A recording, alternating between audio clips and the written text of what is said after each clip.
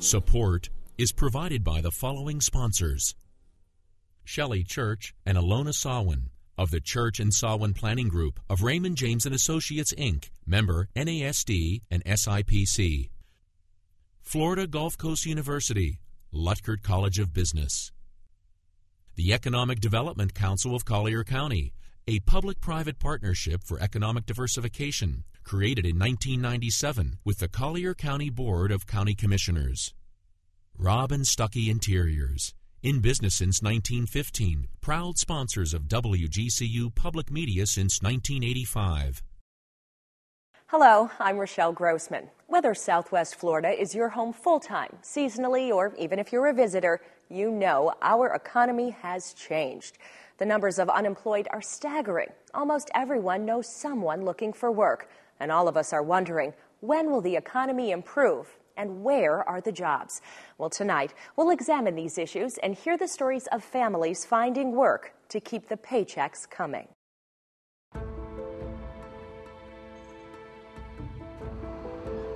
Troubling signs are everywhere. Too many Southwest Florida men and women are out of work, and for some, out of hope. With unemployment and historical 14+% and home foreclosures continuing to climb, the recession still has a tight grip on our region. Figures show upwards of 300,000 jobs have been lost in Florida as the real estate bust and recession took its toll, 60,000 in construction alone. According to the Bureau of Labor Statistics, Lee County lost a higher percentage of jobs than any other county in the nation at one point. Consumer confidence is falling, with people worried about economic conditions and the job market. But are there new signs of hope emerging? Homes are selling, albeit below value, reducing the inventory. And some companies are celebrating new beginnings. The Federal Reserve's forecast reflects a slightly more optimistic look, with economic activity continuing to strengthen. Southwest Florida economists forecast a slow and gradual recovery. Career and service centers are packed with people ready to work or retrain, and there's promising opportunity taking off along the airport corridor. The region is rebranding itself as a better place to do business, and local leaders are banking on specialized high-tech business to refuel our economic engine. As we move from a financial climate built on tourism, agriculture, and construction, many say our future must diversify. Modern industries and new science, emerging technologies that could energize our future. Almost everybody knows somebody who's been affected. School teachers to CEOs, electricians to electrical engineers. We reached out to the community over the last few weeks and found voices both reflecting reality and hope. They need just to open up jobs. That's what they need to do, just open up jobs, take the risk. A lot of people are scared to spend money. I've been laid off myself since September. Really? Yeah. What was your field? Customer service rep for the city. And I'm still looking out there and there's nothing. It's hard. I just think it's such a complex situation. There is no easy fix. I think it just involves an awful lot with the job market, with the banking, just with everything, the stock market, everything. I think it's just a combination of a lot of things that have just put us in the situation we're in right now. If I go to a job fair or something like that, you'll see 200 people applying for one job. And you go down to the Career Service Center, and there's always people, you got to wait in line to even get on a computer. And it's the same thing. They got, for the few jobs that they have listed, you got a slew of people just waiting to put in their applications for it. I decided to go ahead and go back to school for right now to try to better myself so I can get, a better education, to make myself more marketable. So I'm doing that during the day, and then I've got my girls in the evening and just trying to work it out. Oh, I'm hopeful. Yes. I think we're a pretty fortunate group of people to live in a country like we do, and you always got to be positive. Yes. As an employer, I am going to be hiring, and I understand that President Obama is starting a new initiative with giving some incentives to small business owners, and so that is really going to push me to do some expansion. Many of the unemployed are seeking retraining using federal stimulus money to help them find a new career path. The American Recovery and Reinvestment Act is financial aid for those out of work.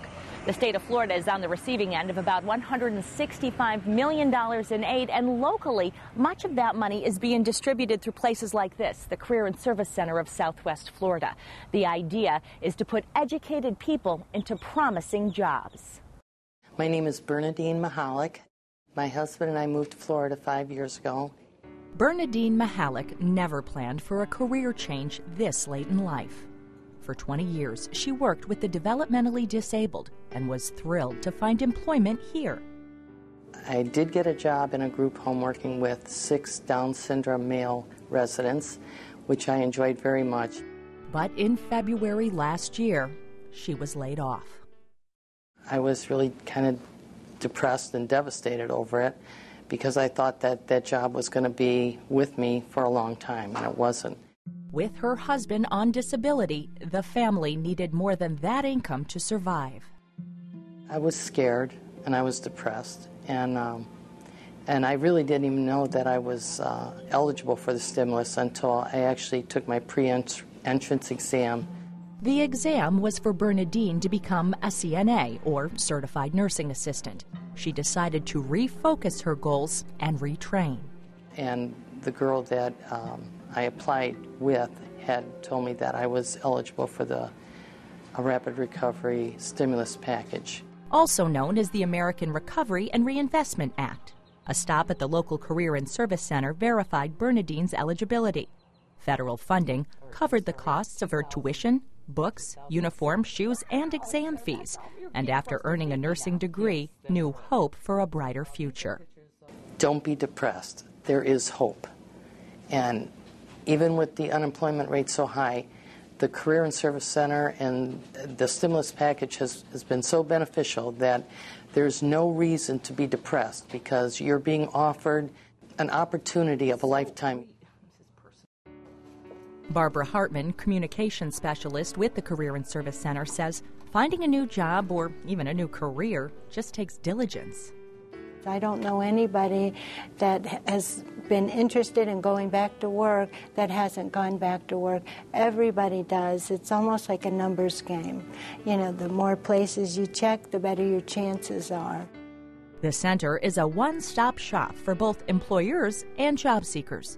People looking for work can use facility faxes and computers, search job postings, take classes on interviewing and job applications, even receive counseling.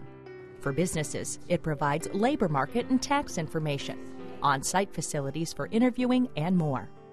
We pre-screen job seekers, and we can set up interviews, and we have private interviewing offices for employers, so it's going to save them time and money by going through the Career and Service Center. And while the latest unemployment figures remain troubling, Hartman says the area is seeing some signs of economic recovery. The spring has the leisure and hospitality industries hiring, and the healthcare industry shows signs of growth. For the immediate future, federal census jobs will put some back to work. This area has been hit very hard, starting with the housing downturn about a year and a half ago, almost 2 years ago, and that had a ripple effect on all our other industries. So we're one of the hardest hit areas in the state of Florida and in the country. We will recover, though, because we have all those elements in place that attract businesses, and businesses attract people moving into our area. We have great transportation. We have I-75. We have Southwest Florida International Airport.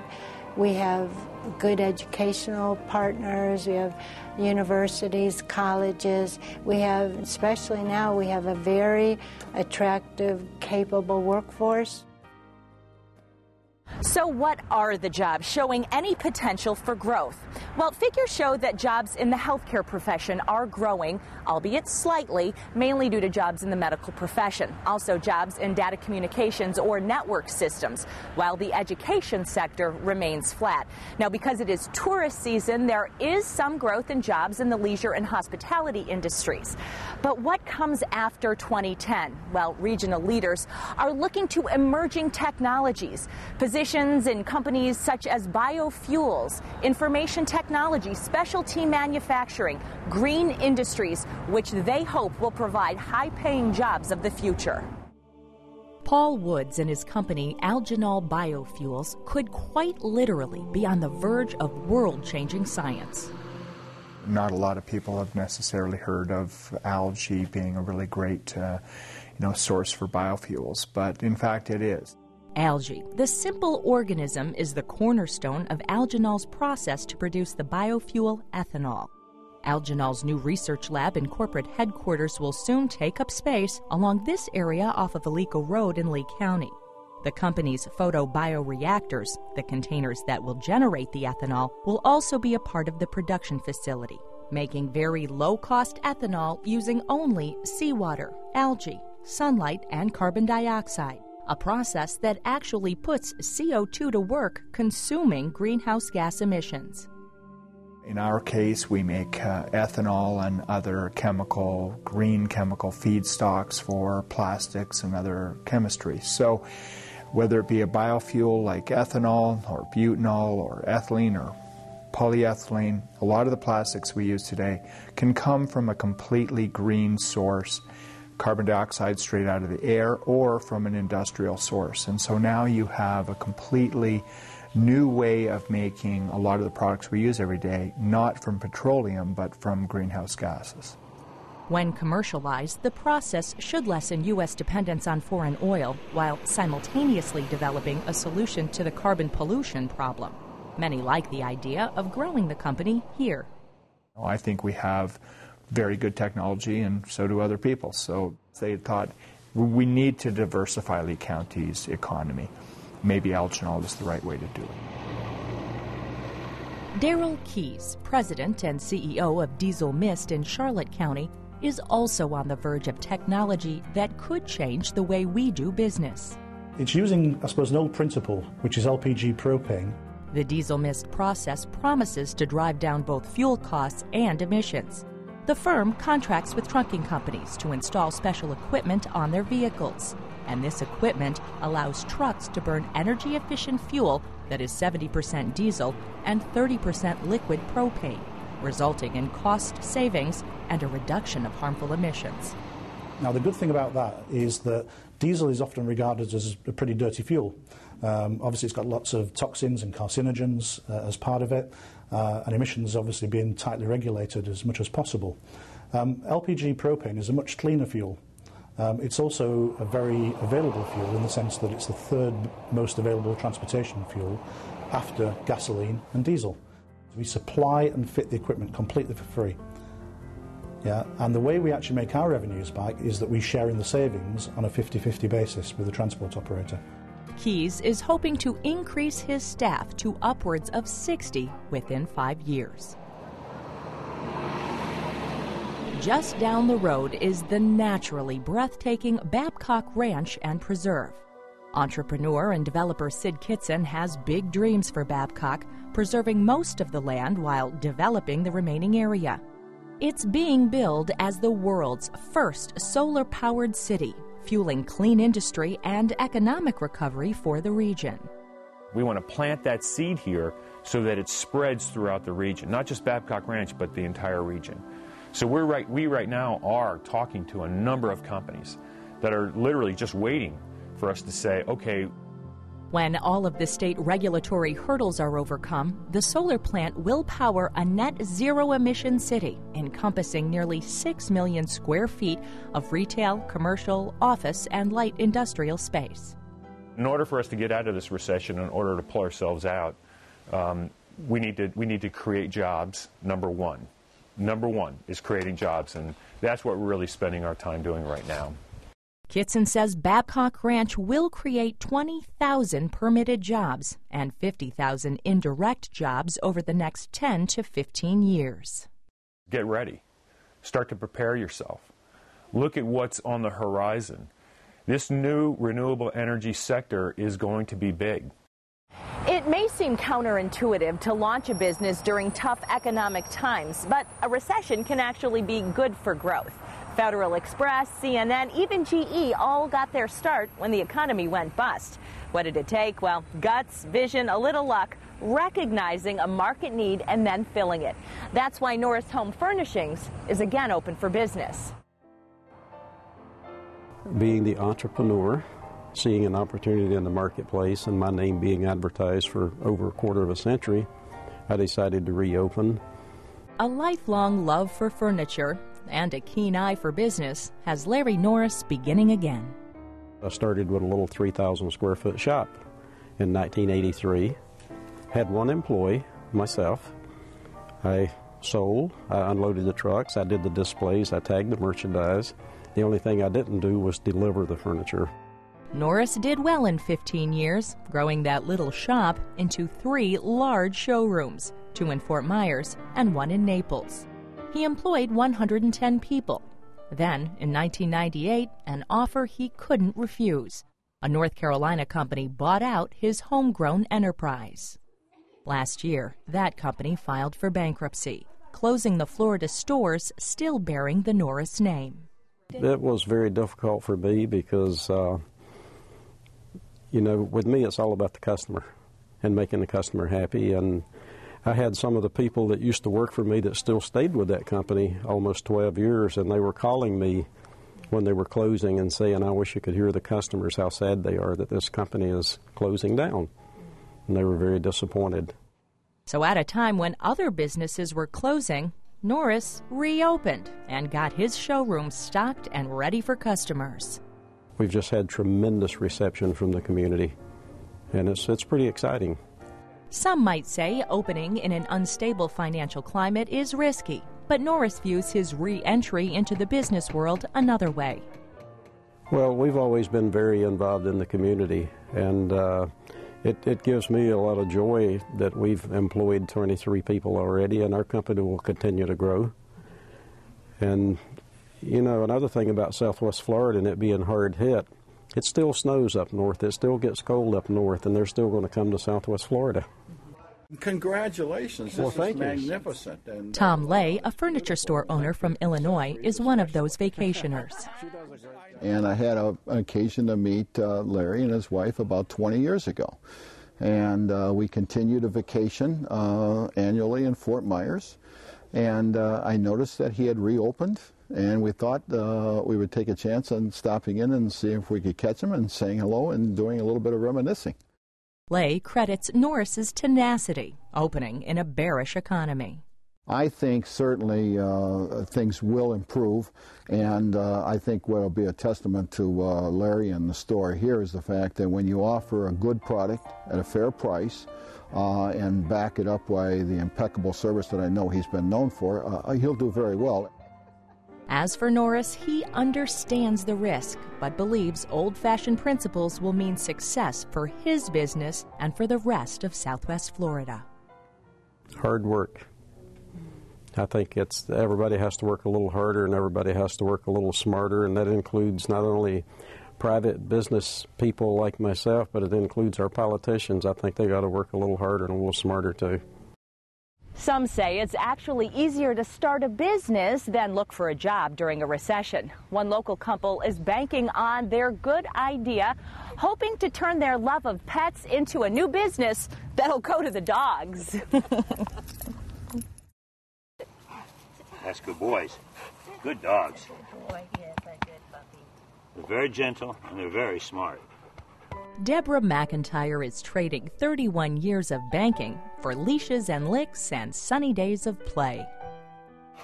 You want to be in the picture, I see. Deborah, along with her husband Kurt, are working like dogs to get their brand new business on the road, using what could have been a devastating loss as the chance of a lifetime. Transpetters is a pet limousine service, and we are in the business of transporting pets. So we'll take your pet to the vet or any place else. A new career for Deborah after decades of professional life. In May of 2009, she worked her last day in the banking business. Basically, I emailed my boss one day about an issue, and he says, I need to talk to you tomorrow. How about 8 o'clock? And I just knew that something was not right. So they came in the next day, 8 o'clock, with someone from HR whom I've never met before, and I knew that was going to be the end. So for several months, Deborah set up shop in her home office, sending out resumes, going on interviews, looking for a new job, until she realized this may be her only chance to do what she always wanted. For the last couple of years, ever since my husband Kurt retired, we just kept thinking there must be something two of us can put our heads together and do together, because frankly, in the last several years, the corporate system really got to be pretty old. And we just started thinking about it. And originally, I was just going to do it myself. I've been retired since 2006, and I was getting bored.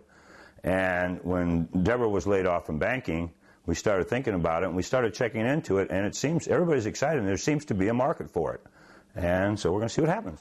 So with a pet limousine business planned in hand, the McIntyres purchased a pet taxi, and a new business was born. My hope is that we can make this go, and that we will really provide a valuable service that people will appreciate. As a banker, that was the only thing that was rewarding to me when all was said and done, was that I knew that I did the very best I could for a client, and I want to continue to do that. Plus, I get to see all kinds of different dogs and cats, because I love animals, so I think it's going to be a great challenge. We'll see where it goes. Maybe we'll be transporter millionaires, maybe not, who knows. And research shows the pet transportation service business has plenty of room for healthy growth, especially in Southwest Florida, where so many share their time between homes and the aging population is growing. Who says you can't teach an old dog new tricks? One of the areas that may show signs of economic turnaround is the number of temporary workers being hired. For employers, it's cheaper than taking on the cost of a full-time employee with benefits. Plus, it also gives them a good indication if any future work will necessitate keeping that person on the job. But for the worker, any paycheck means keeping food on the table. A pickup game of neighborhood basketball helps lighten the mood, bringing smiles to the Holinsky family. For Scott Holinsky, it's a nice break from the daily job hunt. Scott thought he weathered our region's economic storm. Until 2 months ago, after 23 years, Scott was laid off. They said cuts had to be made throughout the company, not only my department, all through other disciplines, and I was one of the last ones to go. The building boom just took a big hit, just like the rest of the country, and needless to say, things didn't work out. Like so many, the Holinsky family is dealing with emotional loss and an uncertain future, but he's also empowered to find work. You only can feel sorry for yourself for about a day, but then reality, you got to look at reality. You always got to look long term and stay focused. I mean, we got a family to feed, and to sit there and expect, something to happen, somebody come knocking at the door, it's not going to happen. So Scott quickly updated his resume and spends his days applying for posted positions. Good old-fashioned networking, using friends and church contacts, led Scott to Mike Liana and Eagle Concrete. And I'm very grateful, that I'm getting the opportunity to work with them, that they're even offering it to me. It's part-time right now, but again, just like anybody else, the economy is so slow that they're hoping that it turns into something full-time. And I'm praying with them that hopefully it turns into something full-time. For Eagle Concrete, the last few years a real challenge as well, having to make a major layoff in January. At the height of the construction industry here, we were 185 employees. Presently, we're running about 32 employees. These are people that have worked for me for, some of them, 5-7 years, that I had to let go in order to get the company to survive, so that we could come out of this and then grow in the future. Eagle Concrete now shops statewide for business. Contracts used to be 80% private and 20% public work. That number is now just the opposite. And Leanna's approach to hiring had to change too. Unlike the full-time worker of years past, new employees are contracted, like Scott. Provides them an opportunity to get to know us, provides us an opportunity to get to know them, to see if we want to look at a longer-term relationship. Leanna is hopeful for a brighter future, beginning with some slow, steady progress next year and beyond. He believes affordable home prices will again entice people to move here and says banks must start lending. We were tourism and we were construction, mostly construction, and we have to diversify our local economy here. As for Scott and his family, his wife Sherry is fortunate to have a job in the healthcare industry, which is still growing. She's been able to pick up extra hours at work to supplement the family, and Scott is doing whatever it takes to bring home a paycheck. I'm working 2 jobs right now since being laid off, and that is supplementing what I was making prior to being laid off, so we don't really feel the pinch yet. Can't let it get you down, so to speak. Because if you did, then it would break you. It would. Oh, yeah. No doubt. Yeah. Absolutely. Yeah. So I can't think about that, and that's why you do other things, right? Other things like helping to teach the family want versus need, and helping Scott network, spreading the word that the family needs work. And the advice of experts is to keep on networking like Scott did. Do enlist the help of family and friends to hear about any available opportunity. Experts predict a slow and steady recovery for the rest of 2010 and beyond. With Your Voice, I'm Rachelle Grossman.